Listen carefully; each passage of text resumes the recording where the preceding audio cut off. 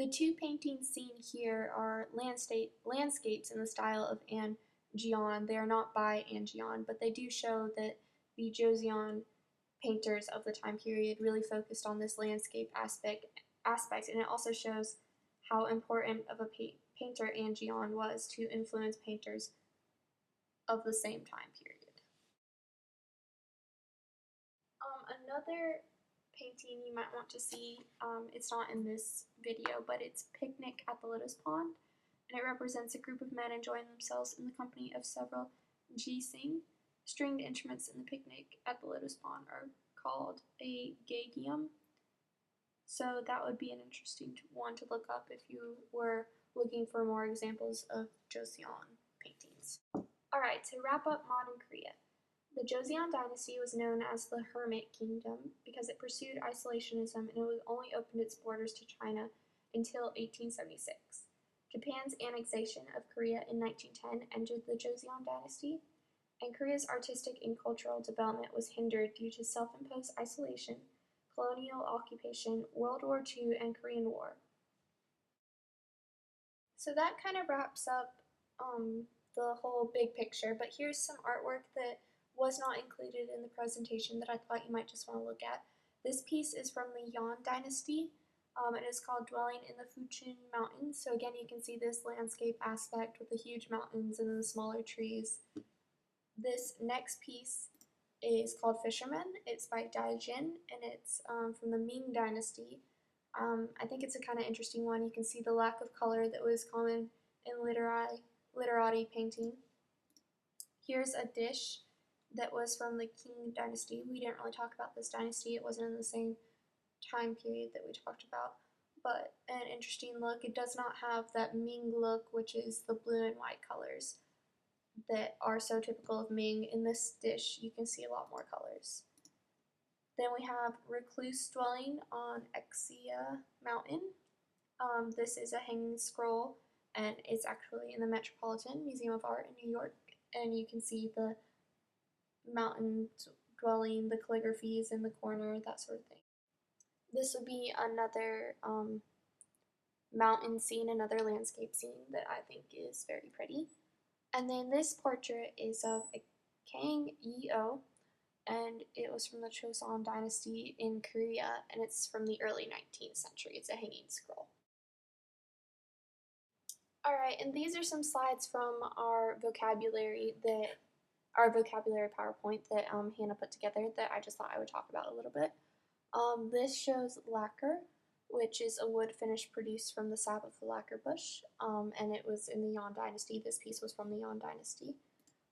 This is a piece by Shang Zai, who was a court painter of the Ming Dynasty, and I think it's important to note that he is known for depicting historical events, but there's that difference between the court painting and the literati painting, where literati paintings focus on landscape and self-expression and this whole personal expression, whereas the court painters, those who were commissioned to paint, would focus on other topics.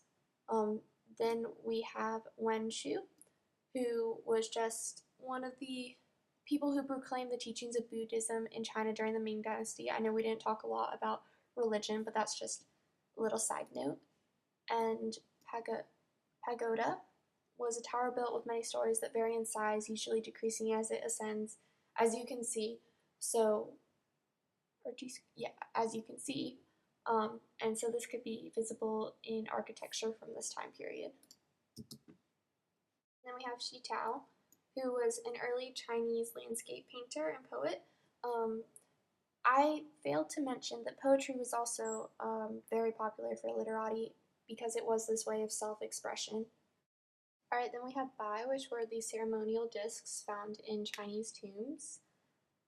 Yin and Yang, which I'm sure everyone is familiar with, but it's ancient Chinese philosophy and symbol that is used to show this whole working together theme and balance. We also have colophon, which I'm sure everyone has heard of, but it's an inscription on the last page that gives information about a book's manufacture. We also have logogram, which is the character or a character in Chinese writing instead of letters. They have these. And then I mentioned underglaze when I was talking about Joseon ceramics, specifically the painted porcelain, and how they used an underglaze of blue to represent, or not to represent, but kind of pulling from the Ming influence. And then later in the 16th and 17th centuries, they used this iron brown underglaze, but this is actually what underglaze is. And then there's also overglaze, which is a porcelain decoration, and the technique is of applying minerals over the glaze after the work has been fired. And then the last vocabulary word that I wanted to include in this presentation was inscriptions, which is text on the surface or incised into a stone. For Chinese painting, it's on the surface, so when you see any of those paintings and there's calligraphy on the painting, that would be called an inscription. Alright, so that is our video for Chinese and Korean art after 1279. Just a little brief recap. We talked about the Mongol invasions and Kublai Khan, who was the leader of these invasions, who founded the Yuan dynasty. During the Yuan dynasty, we see these literati artists begin to develop and separate from court artists. Then we move on to the Ming dynasty. Court and professional painting again is seen in this time period as a separation, or as separated from literati painting. We also see the Ming blue and white wares that the Ming dynasty is so famous for, and the Forbidden City, which comes about during this time period. Also, Dong Qichang was the literati theorist who was part of the Ming period and developed the northern and southern schools for art. Then we have the modern period, which brings us up to today. There's a lot of influence from the Western world seen in modern art. Wu Guzhong is the 1980s Chinese painter who did Pine Spirit, and this really reflects the Western influence. Then we had Korea, and we talked about Joseon ceramics and Joseon painting. An Jian is the most famous Joseon painter from this time, known for Dream Journey to the Peach Blossom Land. And then that brought us up to modern Korea, and we talked about how modern Korea is isolated, therefore the artists are really hindered in their self-expression. Thanks.